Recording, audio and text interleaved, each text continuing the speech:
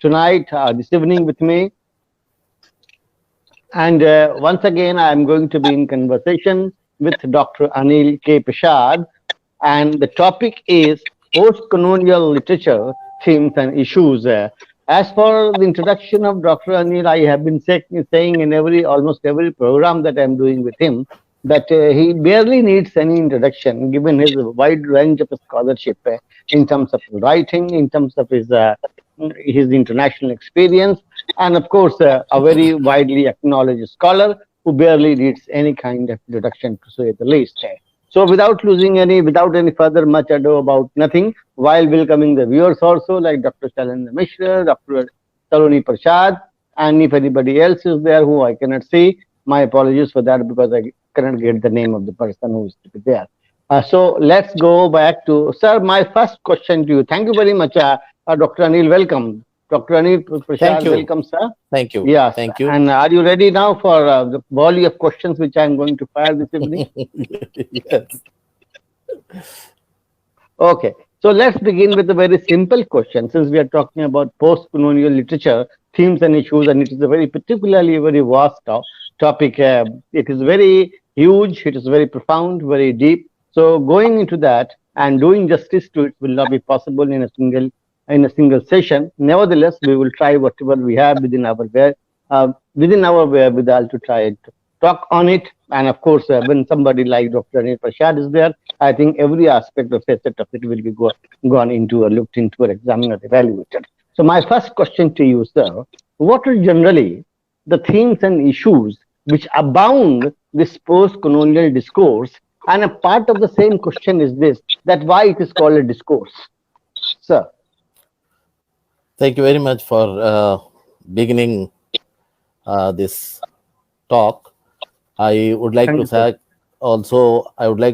also Literary Responses for this series of talks, which we have been continuing. The question is this, that the whole discourse of post-colonial literature centers around the figure of a colony. Okay. Please allow me to answer this question by giving me a short definition of post-colonialism. Okay, that's your choice, your Let discussion. me define it, and then I will discuss its major themes and issues. Okay. Post-colonialism, without the hyphen, involves a studied engagement with the experience of colonialism, its past and present effects. Okay. To make it more explicit, it is a critical academic study of the cultural legacy of colonies. Now, post-colonial theory is a body of thought primarily concerned with analyzing the political, aesthetic, economic, historical, and social cultural impact of European colonial rule around the world in the 18th through the 20th centuries. Now, we can say that post-colonialism is a general domain of intellectual inquiry. Okay. And this spirit of inquiry started with the seminal works of C.L.R. James, the famous historian, Aimé Césaire, the Francophone activist who wrote about negritude and whose discourse on colonization is a very important treatise, and then Albert Memé, the French Tunisian scholar, whose The Colonizer and the Colonized is a very famous work, and the preface of that was written by Sartre, and then Frantz Fanon, whose The Wretched of the Earth is known to everyone. What was special about Frantz Fanon was he was a psychiatrist and he was an activist too. So he analyzed the psychological impact of colonialism on the people. Then We have Ngugi wa Thiong'o, Decolonizing the Mind, Edward Said, his Yes. Orientalism, and a group of theorists under the umbrella term of Subaltern Studies Collective, like Homi Bhabha, Ranjit Guha, Gayatri Sivak, Bill Scroft, and Izaz Ahmad, and others. Now, all the issues which are there centered around one motive of the colonizer, and that was the economic exploitation. For economic exploitation, the colonizer had to do so many things. But regarding the question of discourse, let Yes. us begin with the ambiguous legacy of enlightenment, and it was during the age of empire. So the relationship between enlightenment and imperialism was not an accident. It was a complex relationship, and imperialism came forward subtly and cleverly with new forms of subjugation and domination. And these forms were not devoid of colonialism. The issues which were very prominent in post-colonial discourses are nation, nationhood, slavery, migration, race, sexuality, and more prominently, power, economics, politics, religion, and culture. And there was a complex interplay of these issues in relation to hegemony, the control of the colonizers. Now, post-colonial literature represents all these conditions and issues, and it comes from various sources and inspirations, and therefore it includes works, a variety of works in its fold. For example, among many others, we have, I begin with Raja Rao's Kanthapura, Chenua Achebe's Things Fall Apart, Rushdie's Midnight Children, J.M. Coates's Waiting for the Barbarians, Michael Ondat, the Sri Lankan Canadian writer, The English Patients, and even Samuel Beckett's Murphy, that was published in 1938. There's a very interesting book by Patrick Bixby, Samuel Beckett, and the post-colonial novel published in 2009. Then Toni Morrison's Beloved, Gabriel Garcia Marquez's 100 Years of Solitude, Taib Saleh, the famous Sudanese writer who wrote against Joseph Conrad's Heart of Darkness. The name of the novel is Seasons of Migration of the North to the North. Then Arundhati Roy's God of Small Things. There is one Zimbabwean writer. Her name is No Violet Bulawayo. No in her language means with, and Violet is the name of her mother who died when she was 13 years old. So she renamed herself. And the name of the novel is We Need Now Names, and that calls for rethinking, reimagining ourselves in new directions. And then White Teeth, published in 2000 by the English writer J.D. Smith. There is another work by Imbolo Mombu, Behold the Dreamer. She is a Cameroonian American writer. This book was published in 2016. What I mean to say that this post-colonialism is not has not come to its end, but it is a continuous process and it is still going on. And we have terms like colonialism and post-colonialism and neo-colonialism, and by extension, when we come across Edward Said's culture and imperialism. We will talk about it later. And then we have the latest book which I have included, that is Chimamanda Ngozi Adichie's Purple Hibiscus. It is about conversion. She is again a Nigerian writer, and the book, the story is set in post-colonial Nigeria. So here, coming to the end of your question, that post-colonial literature is a broad term that includes literatures by people from erstwhile colonies of the colonial world, as well as from the various minority diasporas of the West. Okay. Thank you very much, sir, for a very comprehensive answer to a very pressing question that what we do generally have when we talk about this post-colonial discourses across the globe, not in the in a particular context or not in the Oriental context only. So my next question, let's move on to the next question, because I've given a very satisfying and a very comprehensive or a compendious answer. Hasn't left anything to be desired in terms of a response to the kind of question that we had.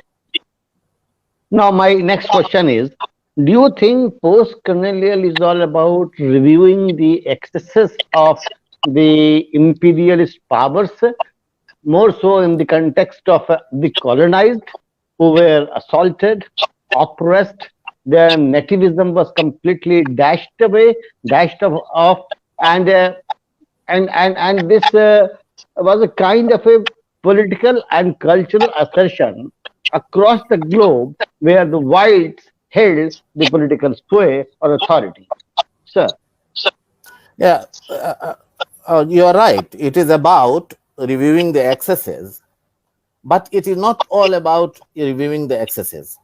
Right. I have already mentioned the works across the globe about the writers until 2016 who are writing about post-colonialism in their work. Of different types of post-colonial dimensions are there. Okay. But post-colonial writers are not just interested in decolonizing the political structures. Here, we should refer to Ngugi wa Thiong'o's Decolonizing the Mind. The post-colonial writers are interested in decolonizing the mind to gain mental and cultural freedom from the structures and philosophies of colonialism. Decolonizing the mind, it is not just a political thing. It is also a cultural and mental thing. I just refer to Frantz Fanon because his interest was to free the colonized from the psychological impact. He was a psychiatrist. He was a famous psychiatrist. Impact of colonization. So here it is about the psychological understanding of the excesses of colonization. So the term post-colonialism, to my understanding, needs to be reinterpreted, because it also reinterprets the Western canon. And canon is increased. And we have now literatures in English, a new term, literatures in English. We are coming to that when we are talking about Anglo-Indian, Indo-Anglian writings and Commonwealth literature, and then how by extension it has gone beyond that to expand the canon. And a variety of fresh and diverse perspectives are there in post-colonial literature. So it is not just about reviewing the excess. It is more than that. Okay. Thank you, sir. Moving on to the next question. There is a question from the answer which you gave. I have a question, sir. that you refer to the term decolonized. Do you think that today, when we are talking in the studios, discussing the aftermath of the post-colonial excesses and the political abuse by the imperial powers, do you think we stand completely decolonized psychologically and emotionally? Because what we are wearing right now somehow tends to remind that we are under still a spell, under still a colonial spell.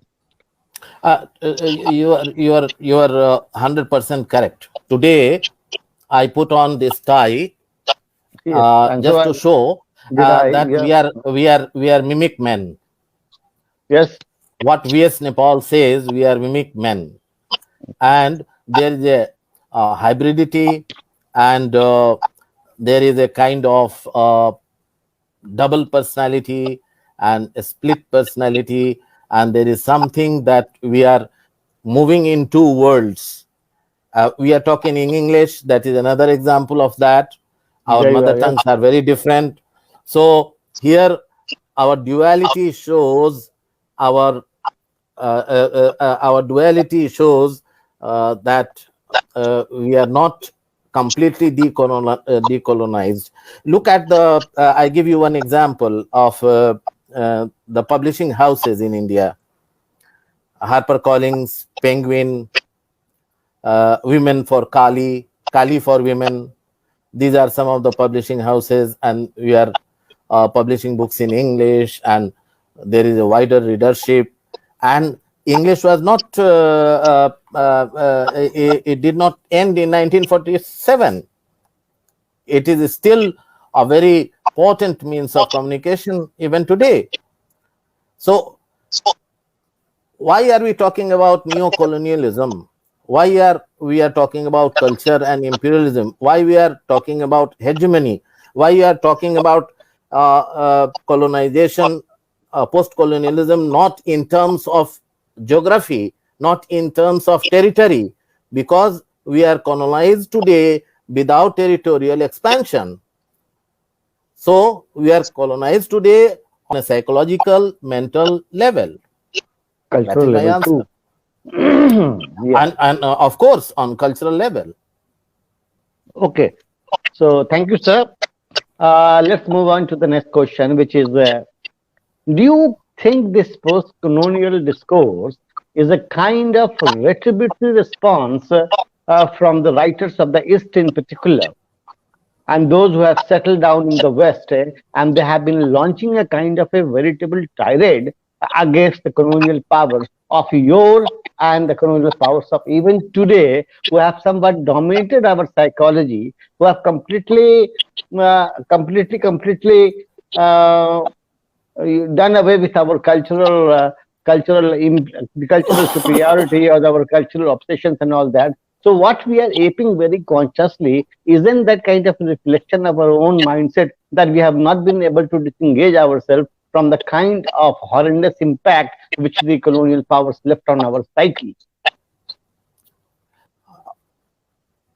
So, What really I understand from your question is that you are talking about the writers from the East who has writers an from the East, organized response yes, towards, yes, retributive who response. has an who has an organized response to post-colonialism.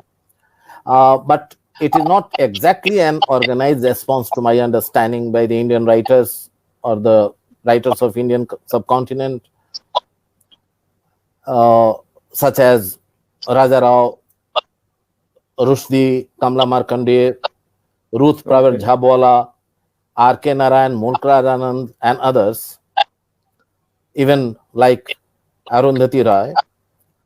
There is a rise in the tendency to write about imagined community, to write about history, to rewrite history rather, nationalism, nationhood, at the same time critiquing the colonial discourse, challenging the stereotypes, and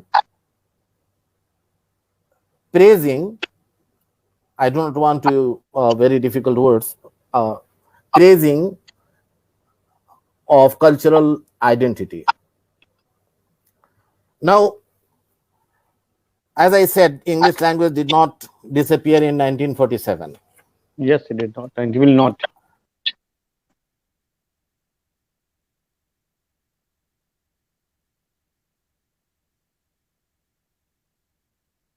Hello, sir. Sir has gone somewhere. Hasn't gone somewhere. He has vamoosed temporarily. Hello, sir. Maybe Please get back. there is electricity yeah, problem, or maybe some Uh, connectivity issue. See, Some connectivity issue. there is always an issue of connectivity because at times we are connected and we are disconnected with the same ease.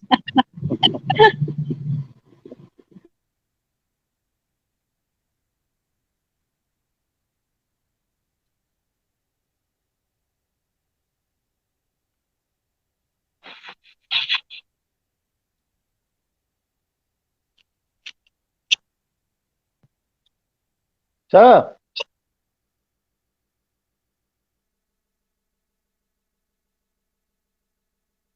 this is a technical snag, I suspect. Yeah. Technology has intervened. Yes, it does intervene, and it always does at the wrong moment. We aren't all that techno savvy because we have to rely on whatever we are given to work with. Yeah. Yes. But these online classes have taught us a lot to use this new Yes, because Exactly. technology. see, for the Exactly. links Exactly. I've learned so many things. for the links of And my own class, not only yes, that, the very interesting things are emerging. I Yes. read in one of the British newspaper, a very distinguished female writer has said that now, even after this pandemic, we should rely more on, of course, she was talking about business. I mean, online business, software, yes, and that. And she says that now, instead of having the regular office hours and all that, now we should hand over the entire thing to India and Malaysia. Of course, she has mentioned Malaysia as well, to do there you this are. online Correct. business, because India has a large population and they know English, so they can, and they have very good experience with Indian, And they are also closing down their business establishments, and they are saving money that way also because now yeah, most that of is the what people they are say. working That from home. yes, yes, that is what they Sorry, say. That ultimately, there was Uh, some problem. yeah, there is yeah. always a problem for No, technical go ahead, go ahead. Go Yeah, ahead, there was please. some connect problem. So Get what back I to was rhythm, talking sir. about, yeah, that's what I was talking about. That there was English language emerged as the most effective language of communication, and previously in the past we have Tagore, Mulk Raja Rao, and these were the writers usually there. Uh, but today we have so many writers, and there is lot of prestige given to this kind of post-colonial studies today in the West, and we have writers who have created new readers in the universities where students feel very comfortable.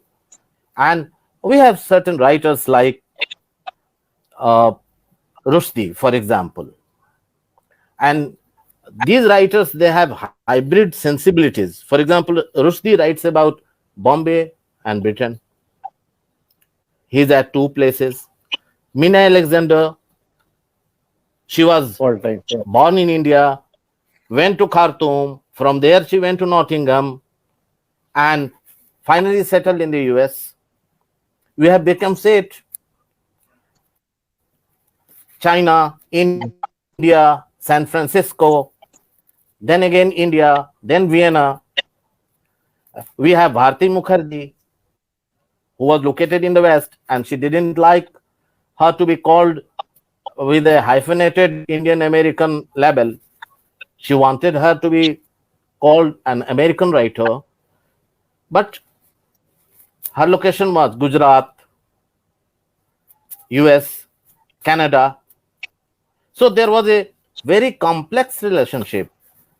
Even today, we have a writer from Patna, Amitabha Kumar, who has just published a book this time outside of the time, and he also moves between Patna and India and US. We have writers like Amitabh Ghosh, Upamanyu Chatterjee, Shashi Tharoor, and Arundhati Roy. So all these writers write about race, class, gender, nationhood. You cannot say that it is an organized response to post-colonial literature.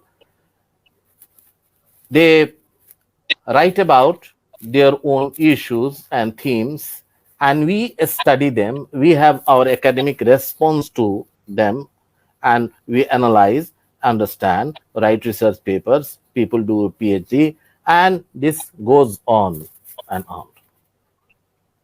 Okay. Okay, thank you very much, sir, for dispelling my doubt as far as this question of retribution from the east to the west is concerned, because that it has a serious political angle also. Because they oppressed us yesterday, and today we can hit back through our own, through in our literature and in the same language that they used for the expansion of their political authority, which is this is what James Joyce also did, and this is what Joseph Conrad Uh, also did, uh, uh, hitting back. that's Yeah. what I would like to add something to it, that Yes. the empire has written back, Yes. and it has been Bill already Ashcroft. Yes. yes, it has already been reinterpreted in Shakespeare's Tempest, in the words of Caliban, when Caliban says that you taught me language, and my profit on it is I know how to curse. The red plague rid you Hmm. for learning me Yes. your language. So what you say is 100% correct. Okay. Okay, sir. Now, moving on to the next question, because this was something that was an interpolation. I added this question. I took this question on the spot. So it came from your answer only. It sprung from your answer as a natural corollary kind of a thing to which I had to react, and I did react my own way.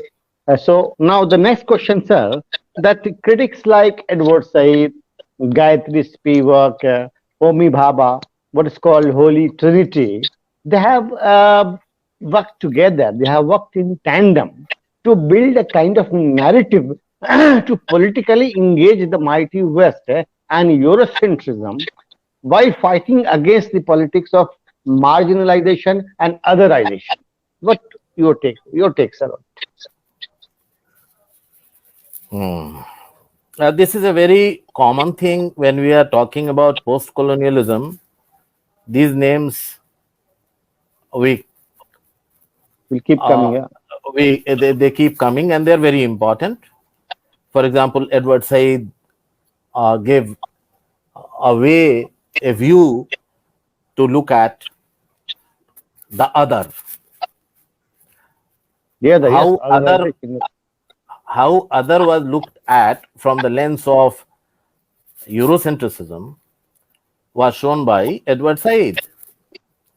And Homi Bhabha's contribution is to talk about hybridity, mimicry, Mimicry. Yes. duality, and Syncretism. yes. So here, the social and psychological ways in which they try to show us about the other is very important. I just would like to quote Okay, sir. Fanon in this regard.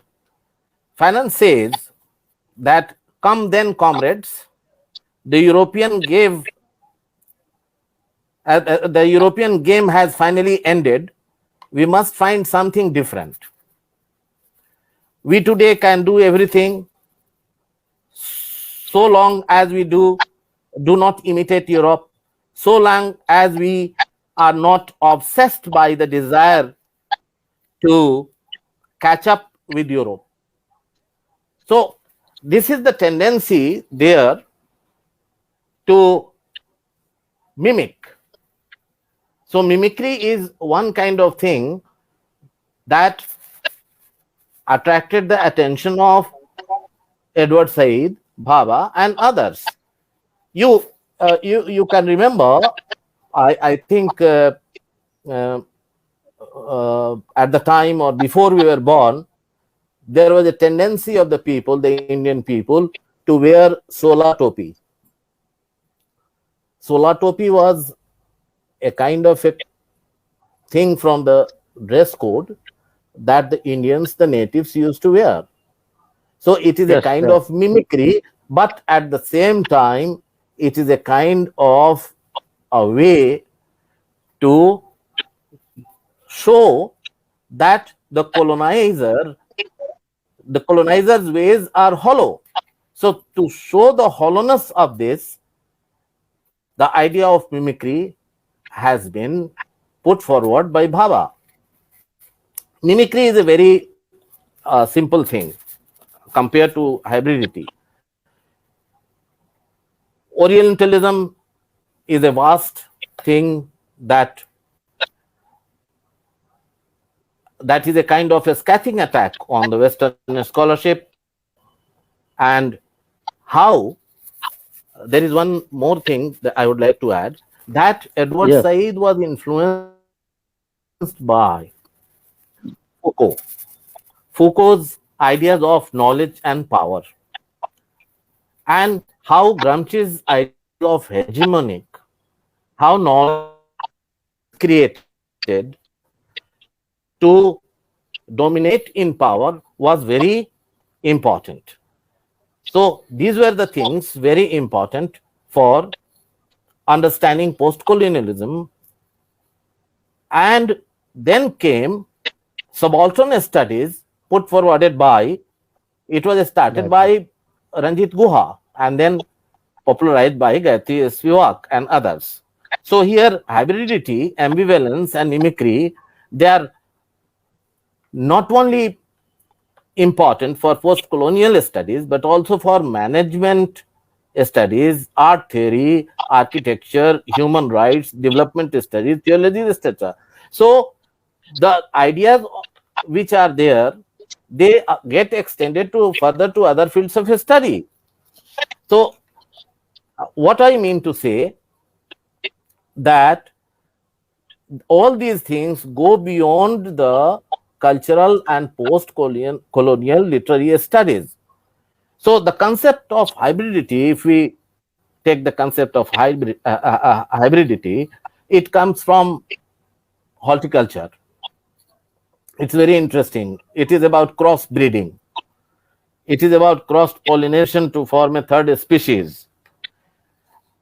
Now here there is also influence of Bakhtin, because he also talks about polyphonic sounds. Now when Baba talks about hybridity, he talks in relation to cultural identity that emerges through these spaces of ambivalent states of cultural identity. And he says that it is a turmoil rich third space. It is a third space that is very significant. And here we have in betweenness of the space. The writers of diasporic literature, they also talk about this hybridity. They talk about in betweenness of the space that carries the burden and meaning of culture, and that is what it makes the notion of hybridity so important. Now, Okay. now let us bring Macaulay into the picture. Macaulay says that there must be an interpreter. The native should be like an interpreter. He should be Indian in blood and color, quote, but English in taste, in opinions, in morals, and in intellect, unquote. And we have French Fanon's black skin, white mask, and we have V.S. Nepal's mimic men. Now, all these repeated artificial second-hand mimicries, they all are there to create one kind of authorized otherness, the otherness that will continue, that will sustain the power of the dominant culture. Okay.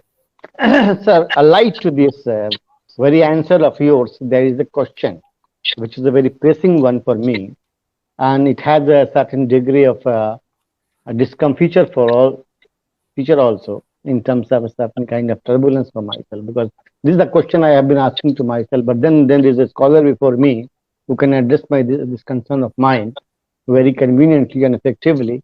That don't you think that the East today, which in the words of Benjamin Disraeli was a career, East is a career.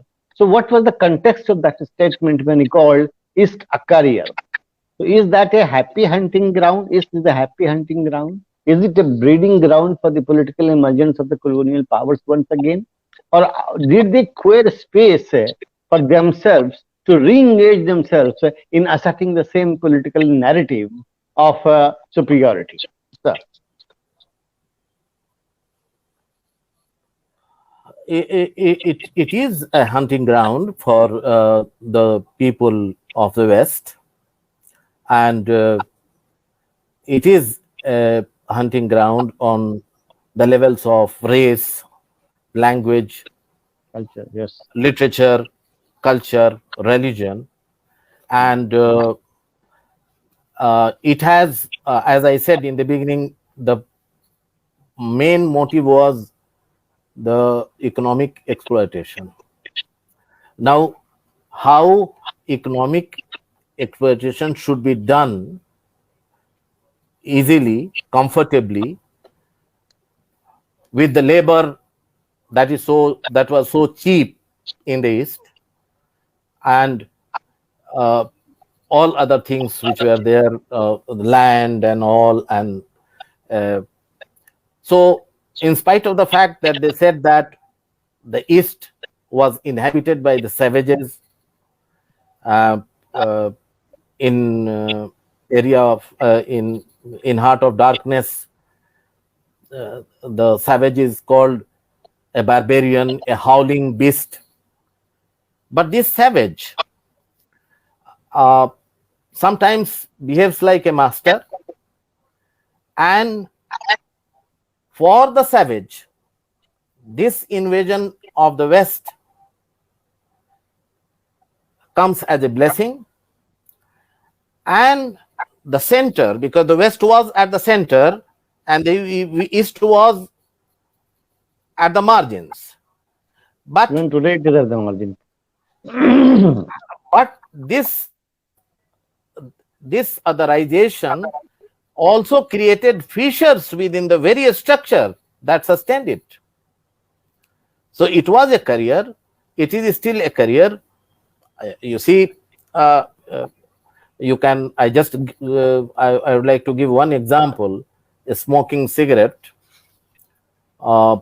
It is it's very important thing in our societies, and those who are making cigarette, they are never rich. They are never poor. They are rich people, and the selling of arms and ammunitions also, because we have a false kind of prestige and pride in brandishing our guns and weapons. Source. Yes, right. So it is a career, even today, as you said. Okay. Sir, there are some writers, what they are basically dubbed or billed as post-colonial critics, like Mina Alexander, like Gayatri Spivak, like Homi Bhabha, like Edward Said, like Dibesh Chakraborty. These people, what they have done, have they really managed to create a kind of narrative which can take on the Western authoritarian imposition of literature? Can it suffice to engage itself in building up a kind of a resistance to the imposing and to the imposing Western Europe?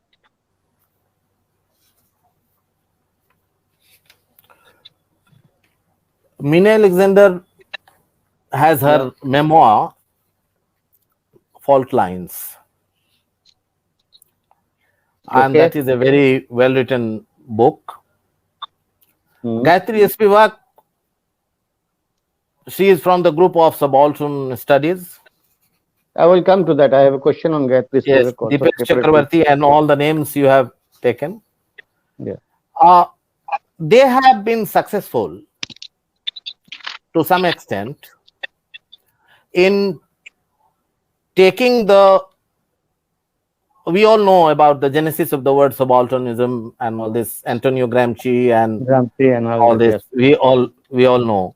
But there is one thing I quote: history from below, unquote. Voices from the below, quote unquote. Now, what they have done, there were some historians before, like E.P. Thompson, Raymond Williams, Eric Hobsbawm. They talked about the voices which were not heard before, to hear those voices, to take into account their trials and tribulations, as what is her name? Gayatri Spivak has taken the story, the novel by Mahashweta Devi, Astan Dayani, Yeah. and Right. tried to hear the voices of those who were downtrodden, those who were on the margin. Those voices never were heard, the working class people. So voices from the below, the peasants, the workers, and the people who are not literate, they don't have any say in any matter. So they have created a kind of discourse in which these voices were heard, and that is the contribution of subalternism. There is a story prescribed in schools, I think here. I watched the play. It's called Bayan. Bayan is Diane, which it is a story by Mahashweta Devi. It's a very powerful story in which a very sane woman is hunted as a witch, and she is forced to live in the woods, and nobody knows that she is sane except for her son, who is living with her father. And she is hunted all the time. She cannot come into the village, but she saved people from a train, and she was given reward for that. Now, these kinds of things which are there, written by Mahashweta Devi, she talks about the downtrodden, the people who are voiceless. Her voices were given and they were heard. So this kind of filling the gap, listening to the creative and narrative in which there are gaps, to formulate the unformulated, the gaps, what Wolfgang Iser says, in reader's response theory, that to fill the gap, to hear the things which are between the lines, here to hear the people who are not like us. They are not elite. They are not students of. They were not students of St. Stephen's and the Dune school like Bikram Seth and Shashi Tharoor. They live in the cosmopolitan places, either in Delhi or Harvard or other sites of universities in the US, and they write and they theorize. But here, the stories are written by the writer who goes to the tribal areas, and she talks to them, takes the material, looks at their trials, and she writes about.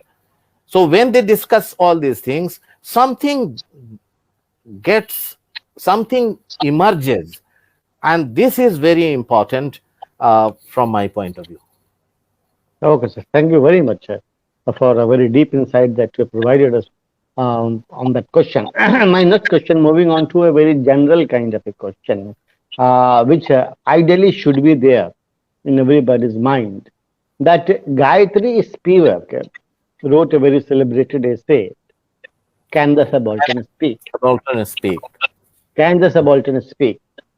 Do you think that indirectly she was trying to refer to the political incompetence of the East to compete with the Western political authority?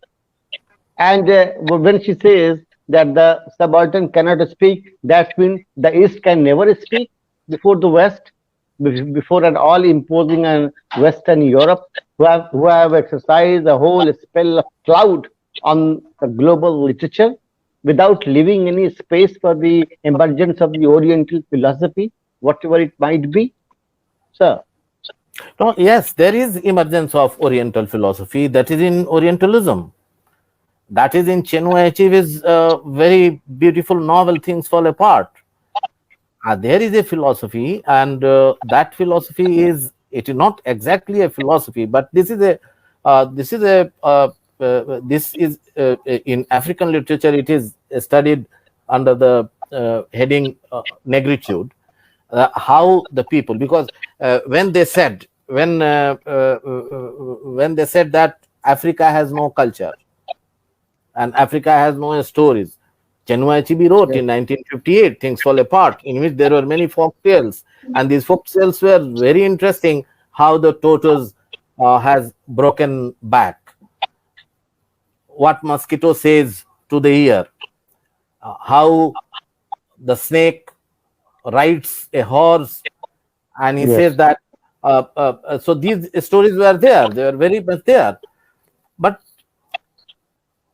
in Indian subcontinent, also there is a pattern that emerges in stories, and people write about many other things, many new things about transgender, about the homosexuality, about many gender issues, and many suppression of the consciousness which come on the surface, and lots of things are there being resisted, and they come with the motive that we can put in post-colonial literature. So there are things being written, and there are new things being created. It is not that it is already exhausted by the Western literary canon, and they have been read, and they have been studied, and they have been researched, and new things emerge. In order to understand this, one has to go and read the essays of Chinua Achebe, or we have to look at the videos and watch the videos of Chimamanda when she talks about feminism, when she talks about a story, because he says that there should not be one kind of a story, there should not be one monolithic structure in the story. There must be, she does not refer to Bakhtin, but it should be, the story should be polyphonic. They should be written from the point of view of the hunted, not only from the point of view of the hunter. Yes. Yes. Okay, so thank you very much, sir. But then there is again a pressing question for me, that there are two kinds of otherization. One is referred to as demonic otherization, and the other is referred to as exotic otherization. So, Yes. what do you exactly mean by this demonic otherization, or the other one is that what is the other one? I think the exotic otherization. Yeah, exotic. Can you draw a line between the two in terms of a very clear-cut difference between the two levels of otherization? Otherization, all of us know that when we are put on the margin and we are looked at as someone else, the other. So what I understand or read somewhere, that The demonic otherization is the otherization of the Western people, like the character in Conrad's Heart of Darkness. And the second kind of authorization is like uh, Okonkwo, as he is in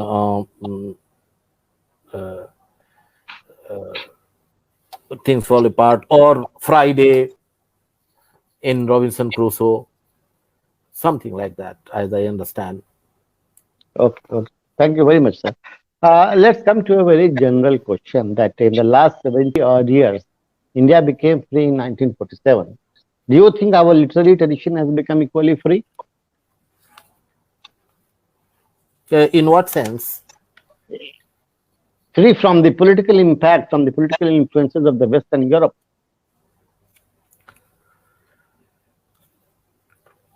Its impact on our literature. For example, just a minute. For example, I give one example that Dr. Shalanand Mishra can also react to it later on when we will ask for his observation. That today, when I was a student, I read the tragedy of Macbeth way back 25 years back and all that. Okay, there was a question given in the exam. Discuss Macbeth as the tragedy of ambition. Okay. 25 years down the line, when I happened to be examiner, I came across the same question, discuss Macbeth as a tragedy of ambition. My question to you is this, do you think that the text of Macbeth was completely closed down forever and there was no rereading of the drama? No. To have a kind of that's a very interesting question, because a text is never dead. The text comes to life, and these all these theoretical things which are there, they help us understand text in many different ways. I just give you example. I can give you example of Macbeth also, because Macbeth is also nowadays discussed from the point of view of post-colonial perspective. Yeah. And as we have Tempest, Othello, discussed from post-colonial perspective. But here I give you another example. Dr. Mishra will be very happy to know about this example. You know, James Joyce has a story, a very interesting story, Araby. He wrote a story, Araby, in his volume, Dubliners, and Araby was published in 1914, set in the Northern Ireland. Now, very few people, I like this story very much, and we talk about this story and how beautiful this story and how the character is described, and there is a blind LA and he is trying to go to the bazaar of the East. Now, this story has been discussed from post-colonial perspective, and it is discussed from the point of view of cultural, political, economic, social domination of Britain over Ireland, specifically Dublin. And the researchers, the scholars, they have shown language, the post-colonial language, the post-colonial concept of inferior and superior, the post-colonial concept of hybridity, and that will be very interesting for you, the post-colonial concept of cultural polyvalency and the concept of self and the other. Now, when you are saying that a text, when we were a student, we used to have questions, set questions, but it is not the some people have written on Macbeth papers taking the imagery of nature from the point of view of eco-criticism. Many people, I have written a paper on Westland from the point of view of eco-criticism. I have a eco-critical reading of the Westland. And eco-critical reading of Faulkner's The Bear novella. I had semiotic study of The Bear novella, in which I talked about environmental consciousness, which was propounded by Lawrence Buell of Harvard University. I presented this paper in China. So you can, nobody can restrict the reader to look at and limit the reader for one perspective. There could be different perspectives, and all the perspectives must be considered valid. So there is no doubt about it. Now, how Araby is considered a post-colonial story? Because he wants to explore the East, the bazaar, and he considers himself like a knight, like the colonizer, like the victor, like the one who has the power to go and look at the bazaar, that is the East. So here we have a very significant story that is that I have given you as an example, and there are many other works in which people talk about, for example, as I told you last time, in our previous discussion, I talked about Buchi Emichata's very important book, Joys of Motherhood. It's a post-colonial book. It's a very important book from the point of view, but the other themes cannot be ignored. People can research on other themes also, on the irony of motherhood, and it can be connected with the situation today, that how old people are neglected. Their children are away, they live abroad, but they are just neglected. They are left in the old age homes. So a book can, Dr. Ashrafi, just I will take a few minutes. Okay, sure. I Richard said that a book is a machine to think. And Byron has a very important quotation. He says that a drop of ink make a million think. So when we read a book, if I bring into the picture postmodernism and Barth says that when we are reading a book, we are writing ourselves, and we have lots of ideas coming, and we become co-authors. Yeah. Okay, sir. Again, to go back to the same question and extend it a bit further, that haven't we found ourselves in a position of some kind of subordination to the imposing interpretations given by the West itself to its own literature? For example, we have been studying all through our life A.C. Bradley, Wilson Knight, Harold Bloom, and all that, and without ever bothering to be concerned about what we think about the text we have read. For example, as I give you the example that there was a question like discussed Macbeth as a tragedy of ambition, and even today the same question is in circulation across India. Not that I'm talking of a particular university.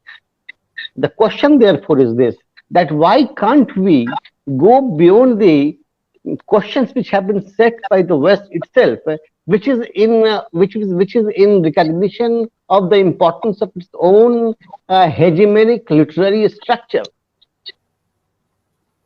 Sir. Yeah, as I understand your question, it is in the universities, in the classrooms. We do not want to go beyond that set pattern. That's why. That's the question is, why can't we go beyond the set because maybe why we can't break that myth? Maybe that monolith needs to be broken. Sir, yeah, it has to be broken.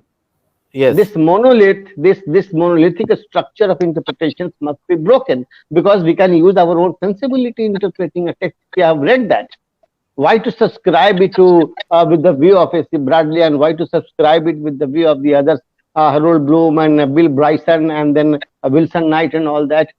He calls Macbeth the Lady Macbeth the fourth witch in the play, and the whole rest of the world keeps applauding as the fourth witch, fourth witch, fourth witch. I don't agree with the contention that Lady Macbeth is the fourth witch. She is the most sensible character in the drama, much more sensible than Macbeth himself. And how do you react to this question? And this is a post-colonial attitude. I will not buy what you have said or what you have been saying for a very long time.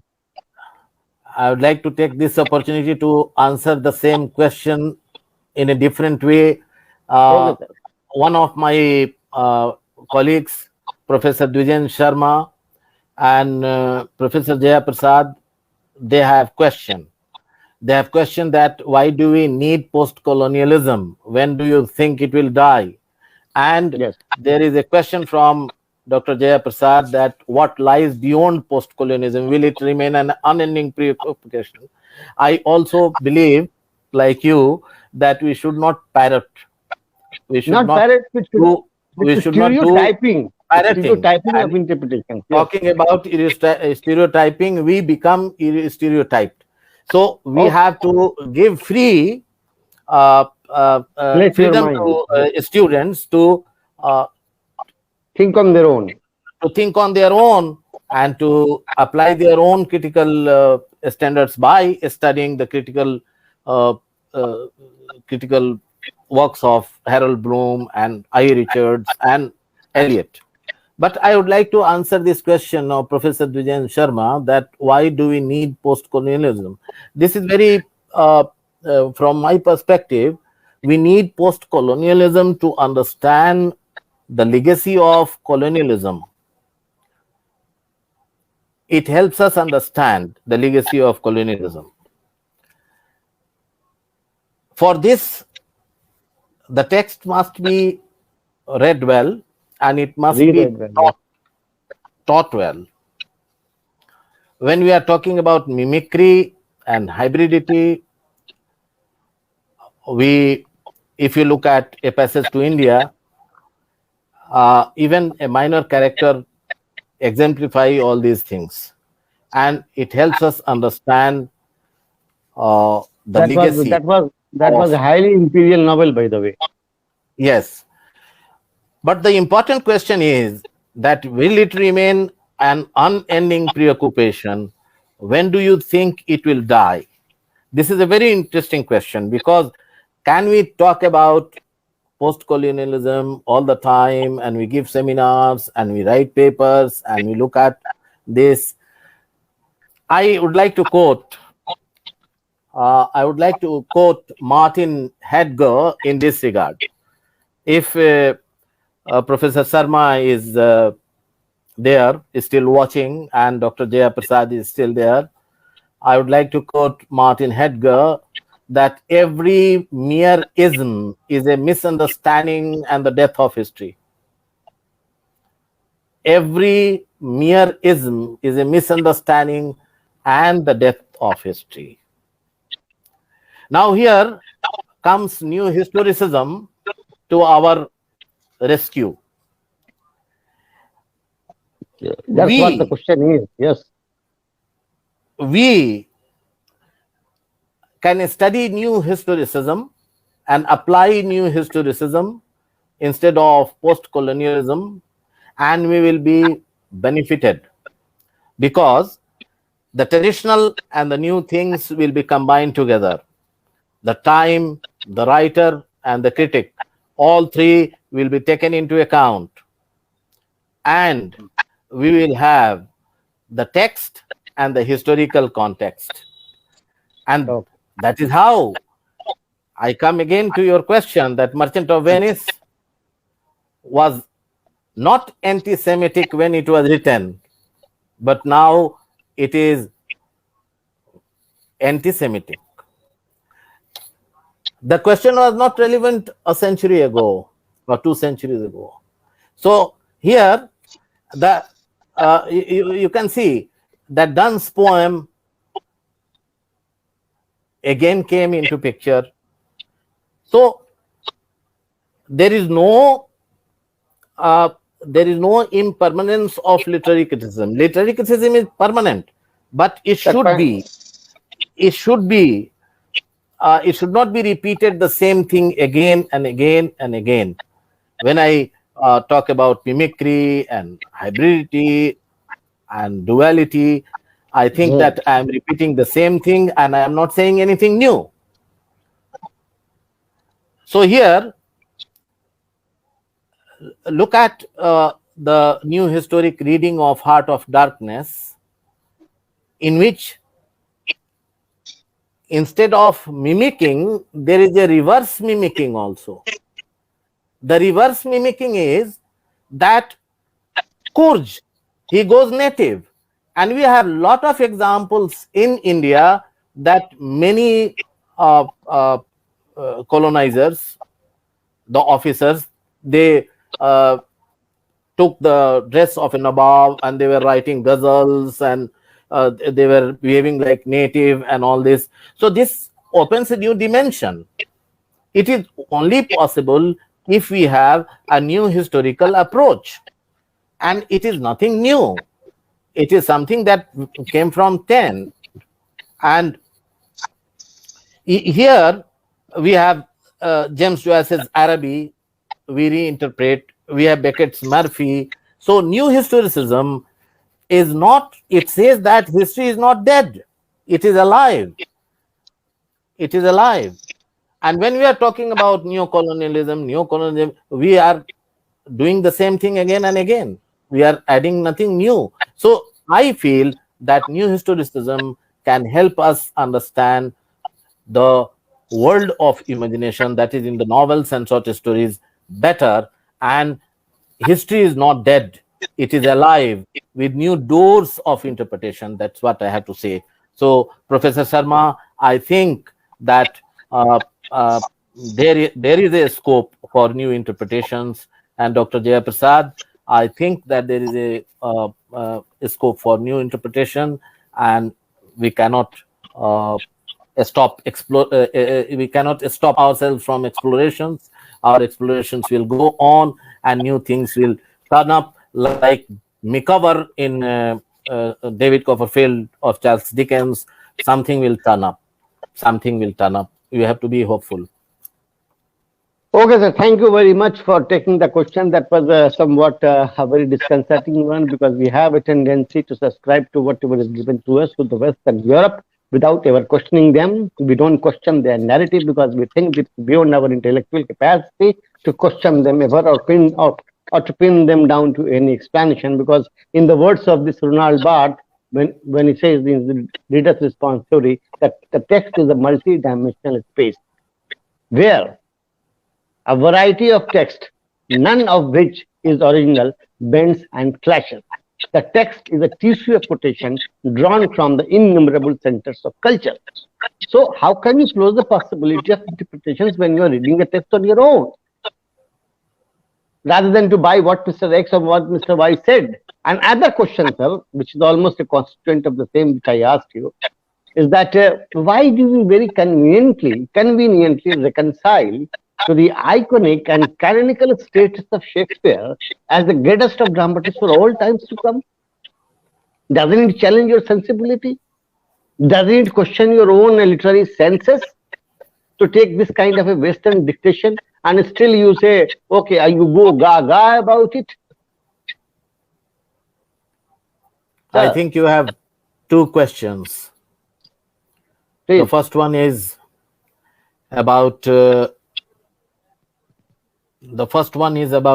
Ronald Barthes. Yes, the text is a tissue of quotations. Yes, drawn from innumerable centers. Barthes says that the text, the meaning of text is not in the origin but in its destination. Means he gives the importance of readers, and the readers must be prepared, must be equipped to look at the text, to do a valid critical appraisal. So when he says that the text is a tissue of quotations and Drawn from innumerable centers of culture. Yeah, centers of culture. In that respect, whenever I read this, I look at and I remember Eliot's The Westland, because it is a tissue of quotations and it is drawn from different cultural reservoirs of Yes. knowledge and philosophy and whatnot. So this is uh, to some extent correct. The second thing is regarding Shakespeare. Yeah. George That's a very Bernard Shaw pressing once, question, by the way. George Bernard Shaw once said Yes. that we must get away from Shakespeare. Very good. Very well said. We have Christopher Marlowe. proverb that says that the big tree does not allow the small saplings to grow. Grow. Yeah. They are nipped in the bud. But before they are born. I again give you an example from Things Fall Apart, in which Okonkwo is a famous wrestler of 9 villages, and he was praised for that. But his son, Navoe, or I think I pronounced the name correctly, he is converted to Christianity and he is somewhat effeminate. And whenever Okonkwo looks at him, he feels very sad. And one day, in a state of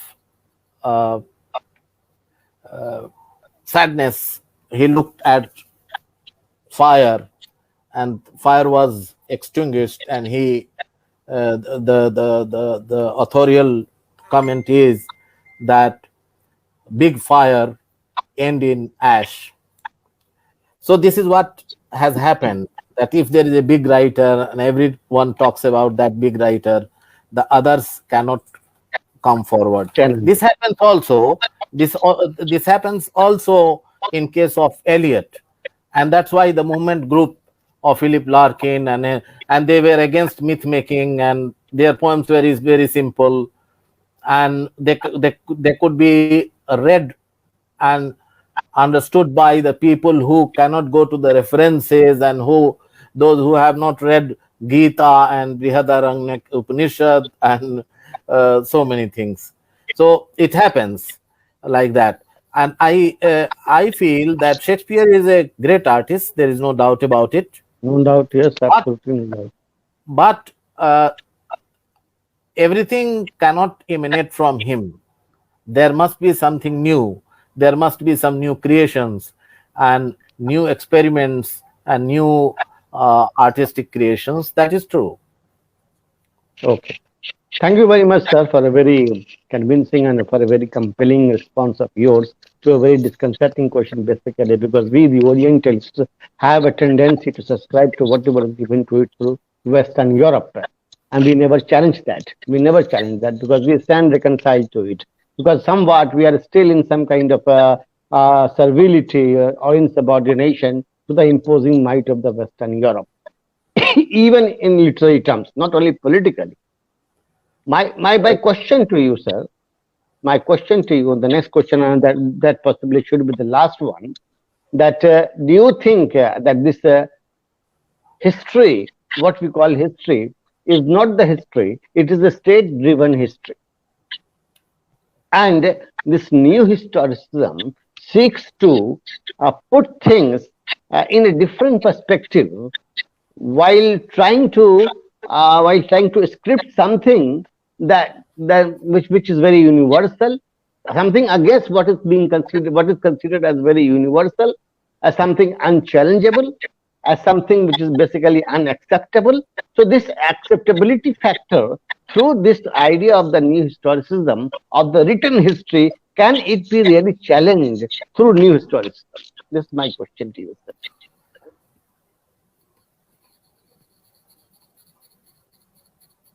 New historicism challenges the historical writing. Yeah, that state-driven history. And whether it will challenge or not, I don't have any idea about it.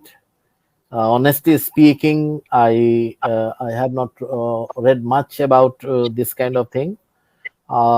from the point of literary understanding, I have understood that if someone is looking at a work of art, he should look at the social and historical context of the work of art, and that is new historicism. And a state-driven history is always written by those who are in the power, and they Yes, write the history from their own point of view, exactly right.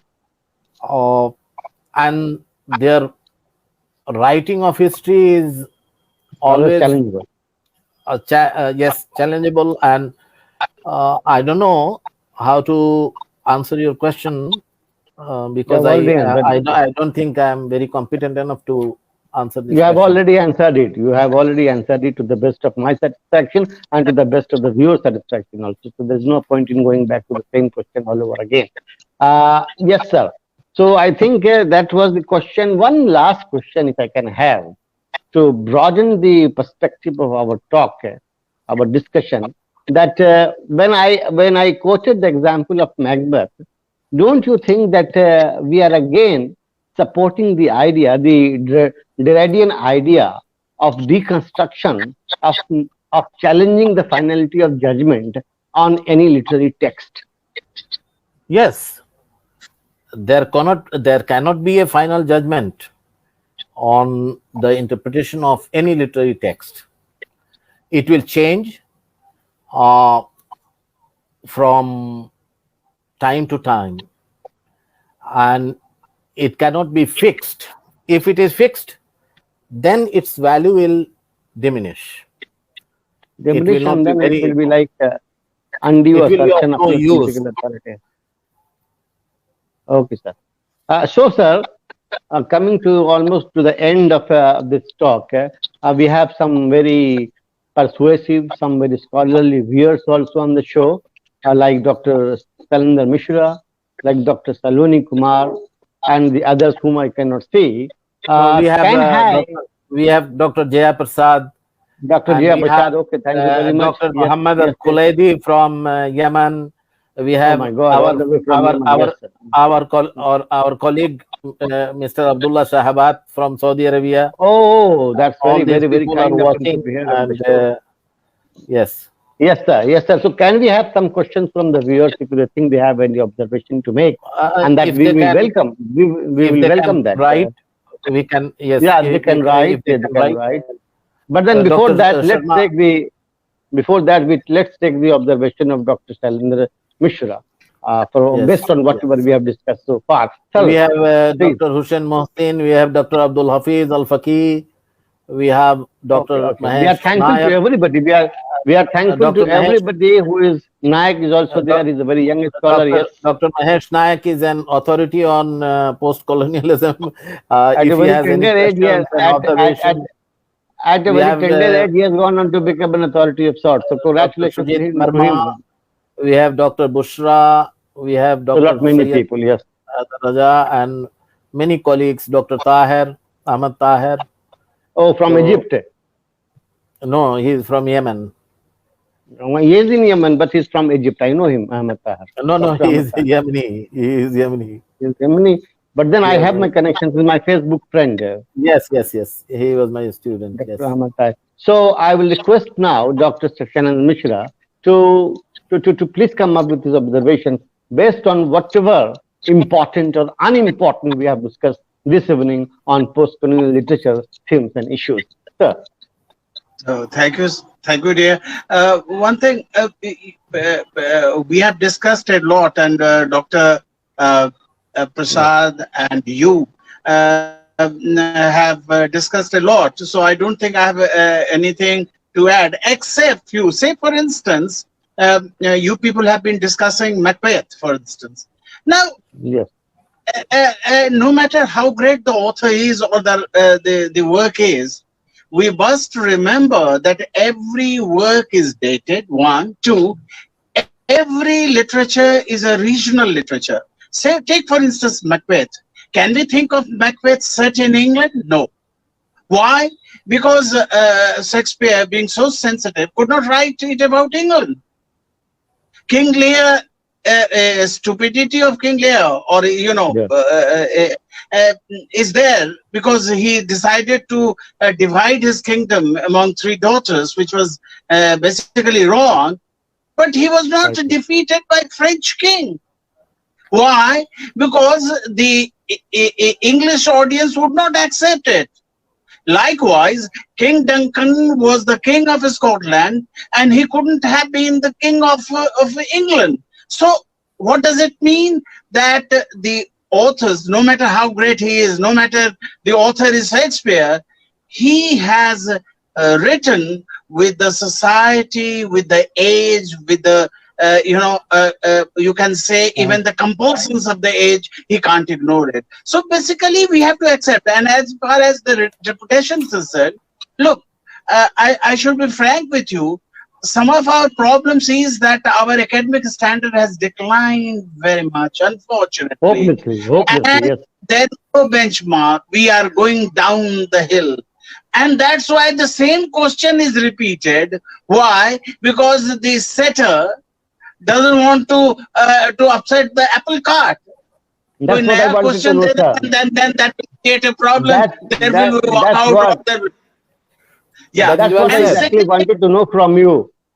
That is well said. No, it has declined. Everything is very, universities, unfortunately, our universities have ceased to Just like what you academic call institutions, yes. capable of giving Apologies. light. Unfortunately, that's a very unfortunate situation.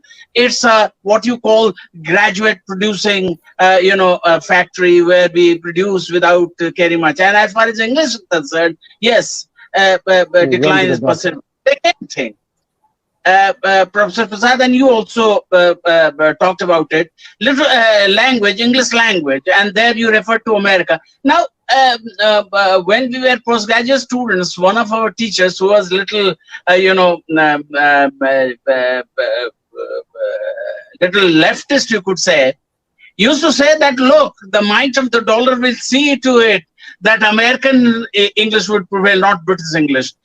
And you can see some of our students when they come, when we say our students with the young graduates, they are exposed to American textbooks and they follow American structure and all that. So, and there is another thing. Why should we say that English belongs to England? Say, for instance, 1 billion people, over 1 billion people, when they will adopt English, English will cease to be English, it will become Indian. And it has become Indian. And I tell you one thing. One of the students, Indians, my friend's daughter went to University of Virginia. The instructor, the English instructor used to say when he corrected her papers, he said that, look, this is not acceptable in Americans, but this may be okay in Indian English. So he never undermined Indian English. So we should not, and as a matter of fact, very unfortunate situation. We were a colony. English was imposed on us. We did not know even the basic alphabet of English, and yes, English. So it was a unusual. But why should we now at this stage regret it? It was done, and now we should enjoy it in the sense that now we should assert that no, English is our language, and we should use it.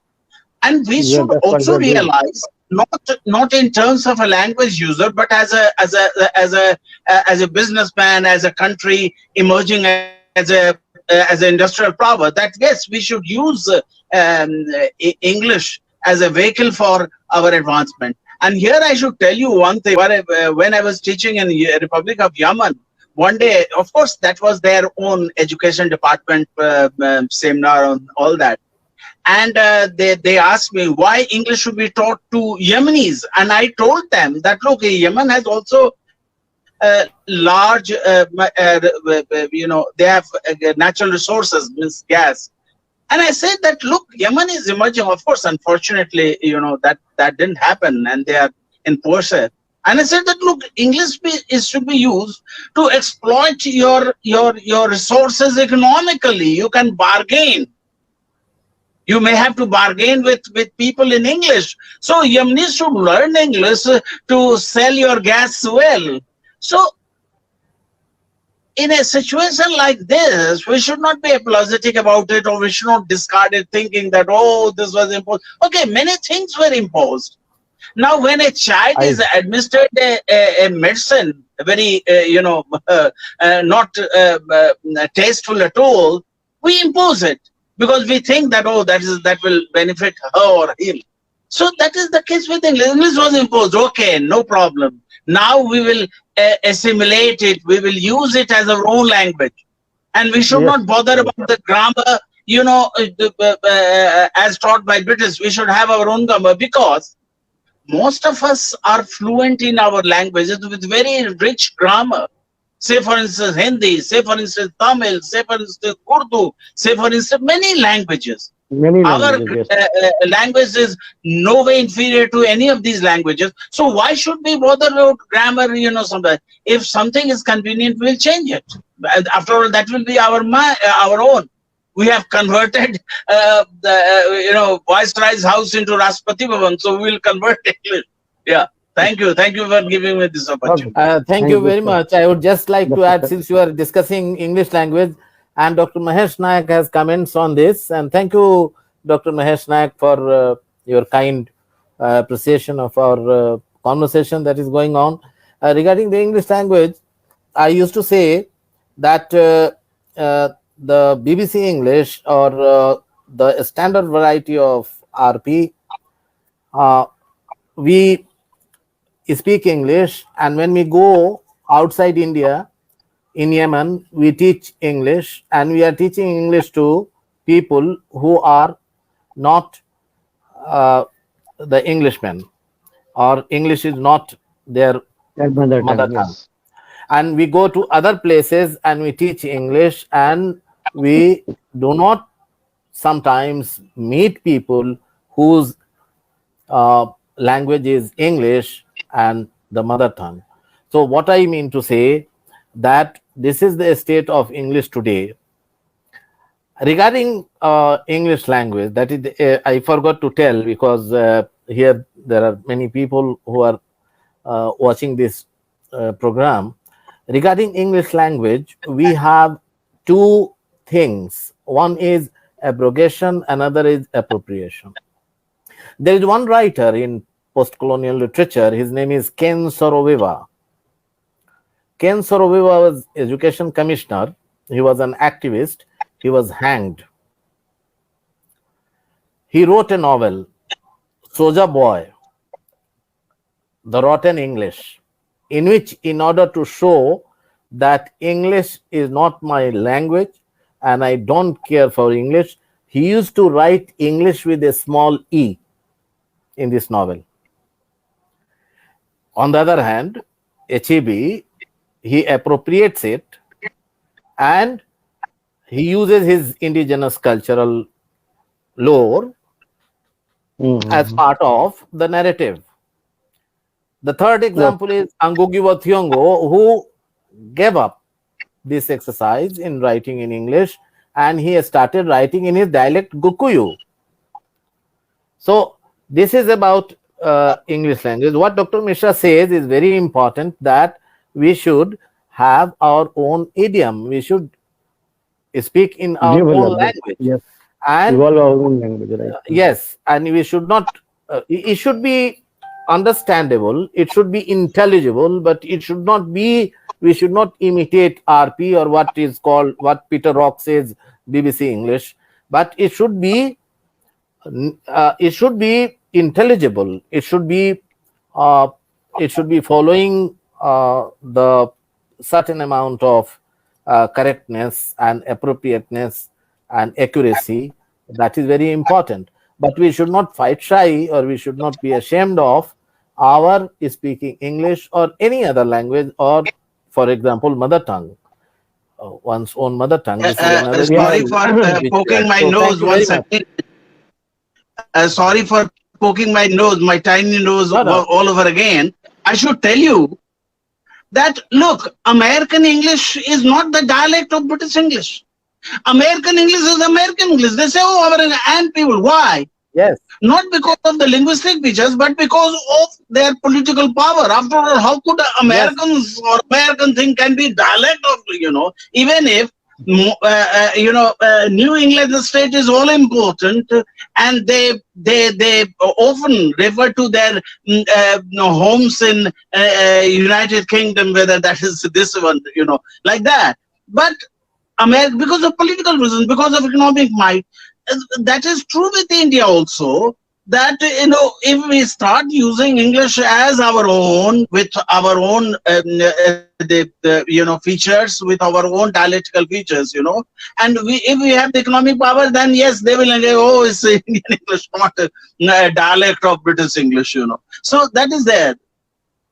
Okay. Thank you very much, Okay, Dr. then thank you Mishra. very much.